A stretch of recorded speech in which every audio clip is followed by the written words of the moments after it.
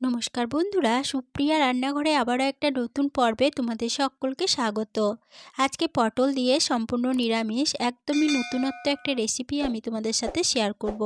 এইভাবে পটল রান্না করে গরম ভাত, পোলাও, ফ্রাইড রাইস, রুটি, পরোটা যে কোনো কিছুর সাথে খেতে পারো। খেতে অসম্ভব টেস্টি হয় আর বানানোর পদ্ধতি খুবই সহজ। তাহলে চলো বন্ধুরা, দেখে নেওয়া যাক আজকের রেসিপি কিভাবে বানানো হয়। পটল দিয়ে রেসিপিটা বানানোর জন্য এখানে নিয়েছি 7 পিস পটল।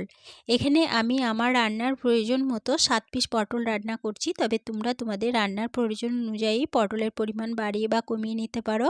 পটলগুলোকে দেখো অল্প করে খোসা রেখে ঠিক এইভাবে ছাড়িয়ে নিয়ে জল দিয়ে ভালোভাবে ধুয়ে নিয়েছি। এরপরে পটলগুলো একটা ছুরির সাহায্যে এভাবে কেটে নেব।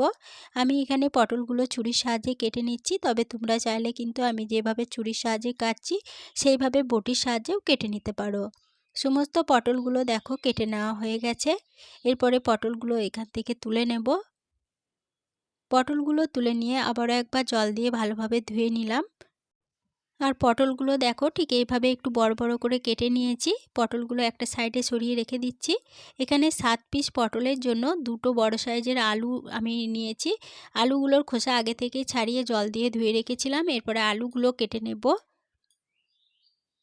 আলুগুলোকে ঠিক এইভাবে একটু বড় করে ডুমো করে কেটে নিচ্ছি। সমস্ত আলুগুলো কেটে নেওয়া হয়ে গেছে। এরপরে আলুগুলো এখান থেকে তুলে নেব। আলুগুলো তুলে নিয়ে আলুগুলো আবার একবার জল দিয়ে ভালোভাবে ধুয়ে নিলাম। আলু একটা সাইডে সরিয়ে রেখে দিচ্ছি। এরপরে গ্যাসের ওভেনে একটা কড়াই বসিয়ে গ্যাসটা অন করে কড়াইয়ের মধ্যে দিয়ে দিচ্ছি পরিমাণ মতো সরষের তেল। তেলটা ভালোভাবে গরম হয়ে যাওয়ার পরে তেলের মধ্যে দিয়ে দিচ্ছি খুব সামান্য পরিমাণ কাশ্মীরি লঙ্কা গুঁড়ো আর দিয়ে দিচ্ছি সামান্য পরিমাণ লবণ। এরপরে এই তেলের মধ্যে কেটে রাখা সমস্ত পটলগুলো দিয়ে দিচ্ছি। এবার মিডিয়াম ফ্লেমে পটলগুলোকে একটু সময় ধরে নেড়েচেড়ে ভেজে নেব। বেশ কিছুক্ষণ সময় ধরে পটলগুলোকে মিডিয়াম ফ্লেমে ভালোভাবে নেড়েচেড়ে ভেজে নিয়েছি। পটলগুলো দেখো বেশ লালচে করে ভাজা হয়ে গেছে। এরপরে পটলগুলো তেল থেকে তুলে নেব। সমস্ত পটলগুলো তেল থেকে তুলে নেওয়ার পরে ওই তেলের মধ্যেই আলুগুলো ভেজে নেব। কেটে রাখা সমস্ত আলুগুলো ওই তেলের মধ্যে দিয়ে দিচ্ছি। এরপরে মিডিয়াম ফ্লেমে আলুগুলোকে একটু সময় ধরে নেড়েচেড়ে ভেজে নেব। আলুগুলোকে একটু নেড়েচেড়ে ভেজে নেওয়ার পরে আলুর মধ্যে একটা ঢাকা দিয়ে দিচ্ছি। ঢাকা দিয়ে আলুগুলোকে ভাজা হতে দেব। এতে 2 in 1 কাজ হবে, ভাজাটা ভালোভাবে হয়ে যাবে আর সিদ্ধর কাজটা অনেকটা এগিয়ে থাকবে। আলুগুলো ভাজা হতে থাক, সেই ফাঁকে মশলা রেডি করে নেব। তার জন্য এখানে একটা মিক্সিং জার নিয়েছি। মিক্সিং জারের মধ্যে দিয়ে দিচ্ছি কয়েক টুকরো আদা। এখানে 1 ইঞ্চি আদাকে ছোট টুকরো করে নিয়েছিলাম। দিয়ে দিচ্ছি একটা মিডিয়াম সাইজের টমেটো। এরপরে দিয়ে দিচ্ছি সামান্য পরিমাণ কসুরি মেথি। এরপরে দিয়ে দেব দুটো কাঁচা লঙ্কা। এখানে কাঁচা লঙ্কা ঝালটা তোমরা যেরকম ঝাল খাবে সেরকম অনুযায়ী কম বেশি করে নিতে পারো। মিক্সিং জারে ঢাকনা বন্ধ করে সমস্ত উপকরণ ভালোভাবে বেটে নিলাম। এরপরে বেটে নেওয়া মিশ্রণ একটা বাটির মধ্যে ঢেলে রেখে দিচ্ছি। এবারে বেটে নেওয়া মিশ্রণ একটা সাইডে সরিয়ে রেখে দিচ্ছি। আরও একটা উপকরণ রেডি করে নেব। তার জন্য একটা ছোট মিক্সিং জারের মধ্যে দিয়ে দিচ্ছি 1 চামচ পোস্ত, 2 চামচ ভাঙা কাজু বাদাম দিয়ে দিচ্ছি। এখানে ভাঙা কাজু বাদামের বদলে তোমরা 7-8টা গোটা কাজু বাদামও ব্যবহার করতে পারো। প্রথমে মিক্সিং জারে ঢাকনা বন্ধ করে এটা শুকনো অবস্থায় গুঁড়ো করে নিলাম। এরপরে এর মধ্যে দিয়ে দিচ্ছি 3 চামচ টক দই। এবার মিক্সিং জারে ঢাকনা বন্ধ করে সমস্ত উপকরণ ভালোভাবে বেটে নেব। সমস্ত উপকরণ ভালোভাবে বেটে নেওয়া হয়ে গেছে। এবার বেটে নেওয়া মিশ্রণ আবার একটা সাইডে সরিয়ে রেখে দিচ্ছি। এদিকে ঢাকা দিয়ে আলুগুলো 4 মিনিট ভাজা হতে দিয়েছিলাম। 4 মিনিট পর ফিরে এসে ঢাকা খুলে নিলাম। আর এই 4 মিনিট ঢাকা দিয়ে ভাজা হওয়ার ফাঁকে দুবার ঢাকা খুলে আলুগুলো নেড়েচেড়ে দিয়েছিলাম। অবশ্যই দুবার ঢাকা খুলে নেড়েচেড়ে দেবেন, নাহলে কিন্তু আলুগুলো পুড়ে যেতে পারে। আলুগুলো দেখো বেশ লালচে করে ভাজা হয়ে গেছে আর ঢাকা দিয়ে ভাজা হওয়ার জন্য আলু অনেকটা প্রায় সিদ্ধ হয়ে গেছে। এরপরে এই আলুগুলো তেল থেকে তুলে নেব। সমস্ত আলুগুলো তেল থেকে তুলে নেওয়ার পরে ওই তেলের মধ্যেই ফোড়নের জন্য দিচ্ছি একটা দারচিনির টুকরো, একটা এলাচ, একটা লবঙ্গ। এলাচটা ফাটিয়ে দিয়েছি। এরপরে দিয়ে দিচ্ছি সামান্য পরিমাণ গোটা জিরে, একটা গোটা শুকনো লঙ্কা আর সামান্য পরিমাণ হিং দিয়ে দিচ্ছি। ওই 1 চুটকি মতো হিং এখানে দিলাম, যেহেতু নিরামিষ রান্না হচ্ছে তার জন্য আমি হিংটা ব্যবহার করলাম। তবে তোমরা যদি হিং না দিতে চাও তাহলে পরে হিংটা বাদ দিয়ে দিতে পারো।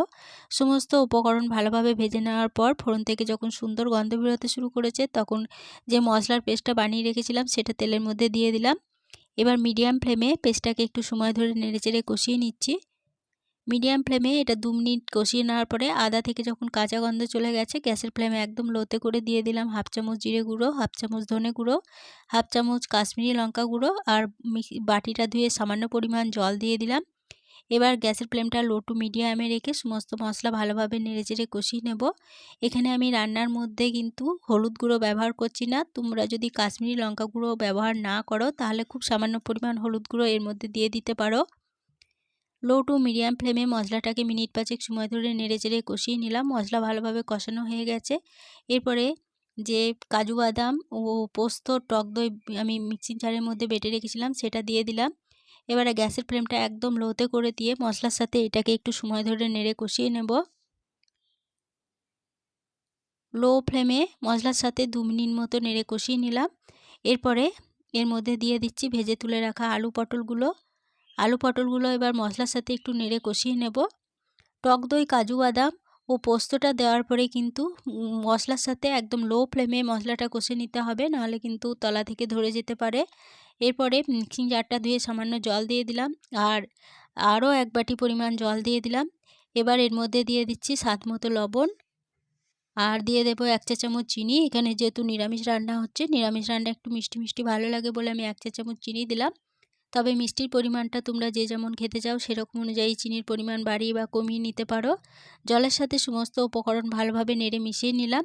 এরপরে এর মধ্যে একটা ঢাকা দিয়ে মিডিয়াম ফ্লেমে তরকারিটা একটু সময় ধরে রান্না করে নেব। ঢাকা দিয়ে মিডিয়াম ফ্লেমে তরকারিটা 5 মিনিট রান্না হতে দিয়েছিলাম। 5 মিনিট পর ফিরে এসে ঢাকা খুলে দিয়ে তরকারিটা ভালোভাবে নেড়েচেড়ে নিয়ে তরকারির আলুগুলো ভালো মতো সিদ্ধ হয়েছে কিনা এবার চেক করে নেব। তরকারির আলুগুলো দেখো খুব ভালোভাবে সিদ্ধ হয়ে গেছে।